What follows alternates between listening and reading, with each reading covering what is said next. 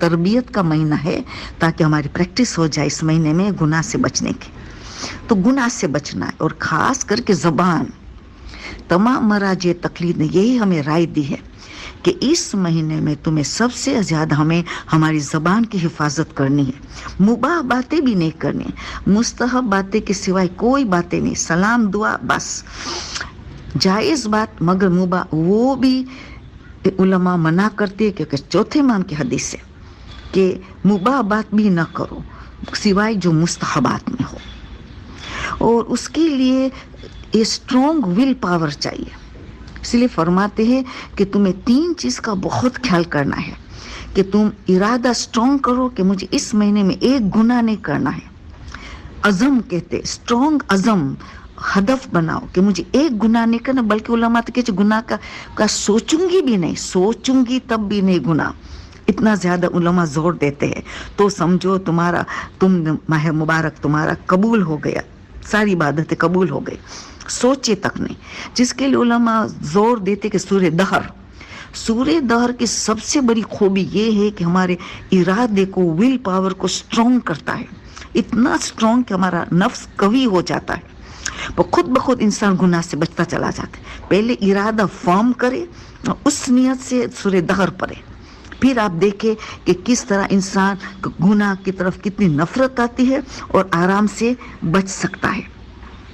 तो ये पहली चीज़। दूसरी उलमा फरमाते हैं कि तुम टाइम ज़ाया न हो, एक लम्हा भी, एक लम्हा, वल असर इन्नल इंसान लफ़ी खुसर। खास करके इस महीने में एक एक लम्हा बहुत ज़्यादा ट्रेजर है, कीमती है।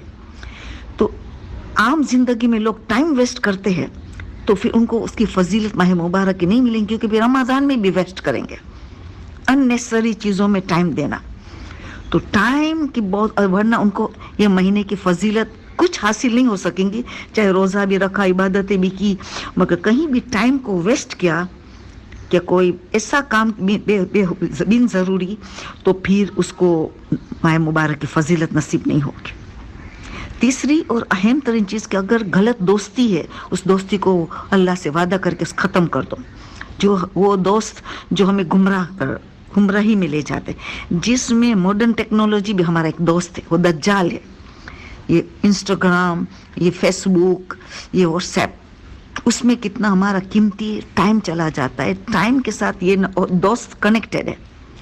तो बुरा दोस्त को ख़त्म करते, बुरा दोस्ती की, अच्छे दोस्ती की जो एक दूसरे को गाइड करे।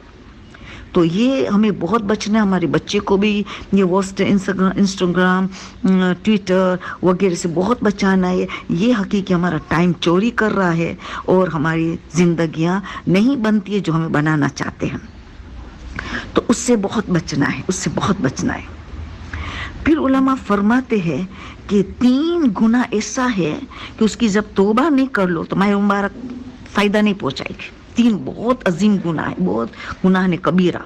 एक, अगर वालिदैन हमसे नाराज़ है, हमने अजियत पहुँचाई है, उसकी तौबा कंप्लीट करे, चाहे ज़िंदा हो चाहे मुर्दा। उसकी तौबा, सही तौबा करके वालिदैन को अपने से राज़ी कर दें। मर गए है तो ऐसा हदिया भेजे, वहाँ से माफ़ी तलब करे।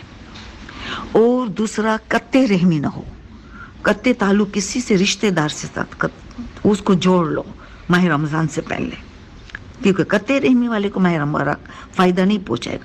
तीसरा, किसी के लिए दिल में बुग़्ज़ और हसद हो, उसका ख़त्म कर दे माह मुबारक से पहले। कल्ब सलीम जिससे हासिल होता है, तो बुग़्ज़ और कीना किसी के लिए भी हो, उसको ख़ात्मा करना पड़ेगा माह मुबारक।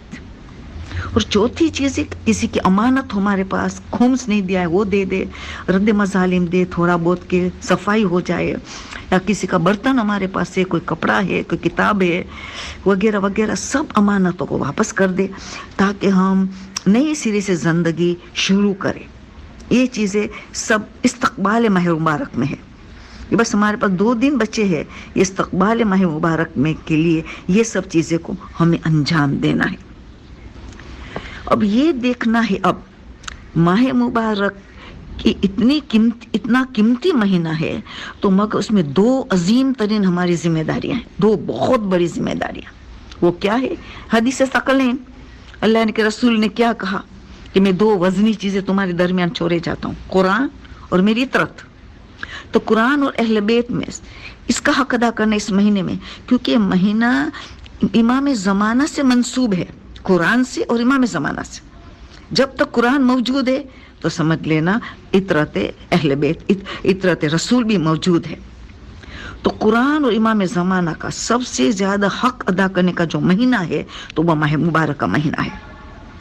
تو ہم جانتے ہیں کہ قرآن کے تو سیزن کا مہینہ، اسی مہینے کی فضیلت اتنی زیادہ تو قرآن کی وجہ سے ہے کہ ہدایت کے لیے نازل ہوا، لیونگ میریکل ہے. تو قرآن کی وجہ سے لیلۃ القدر بنی 1000 مہینوں سے بہتر. قرآن کی نزول کا روزہ بھی اس مہینے میں واجب ہو گیا تاکہ ایکسٹریم تقوی حاصل کر سکے روزے کے ذریعے. تو ساری خوبیاں قرآن کی ہیں. تو قرآن کا حق کیسے ادا کریں؟ جس طرح ابھی میں نے کہا کافی لوگوں کو ایڈکٹ ہوتے، ایڈکشن کہ صبح اٹھتے ہی ساتھ واٹس ایپ کو چیک کرتے ہیں. تو اللہ بھی ہمیں واٹس ایپ کر رہا ہے. کون؟ اللہ کا واٹس ایپ کیا ہے؟ قرآن. تو صبح اٹھتے کے ساتھ دیکھو اللہ کا کیا پیغام ہے، اللہ کون سا واٹس ایپ ہمیں کرے، کیا میسج دے رہا ہے واٹس ایپ میں. تو صبح اٹھتے ہی ساتھ ہم امام زمانہ کو سلام کرتے ہیں تو قرآن کھولو، کہیں سے بھی قرآن کھول دو اور دیکھو کون سی آیت پہ آپ کی نگاہ پڑی، یہ آیت میں کیا پیغام ہے. یہ اللہ کی طرف سے واٹس ایپ ہے، واٹس ایپ ہے. سوچے اس آیت پہ غور و فکر کرے. یہ عادت ماہ مبارک میں شروع کریں گے تو 11 مہینہ یہ عادت رہیں گے. جو کچھ ہم ماہ مبارک میں کریں گے سمجھ لو 11 مہینے ہمیں جاری رکھنا ہے، اور اللہ کی مدد بھی ہوتی ہے، امام زمانہ کی تائید بھی ہوتی ہے. شہزادی فاطمہ بھی ہماری بہت مدد کرتی ہے. تو پہلا دیکھو کہ قرآن ہم نے اللہ نے کیا پیغام دیا ہے. اس آیت کو ترجمے کے سامنے دیکھو، غور و فکر کرو اس میں کیا ہے. اول وقت نماز کا پیغام ہے، کیا غیبت سے بچنے کا اللہ پیغام دے رہا ہے، جھوٹ سے بچنے کے لیے کیا بتاتا ہے، حجاب، بے شرمی اور بے حیاء سے بچنے کے لیے آیت آئی. کون سی آیت آئی؟ ترجمے کے ساتھ.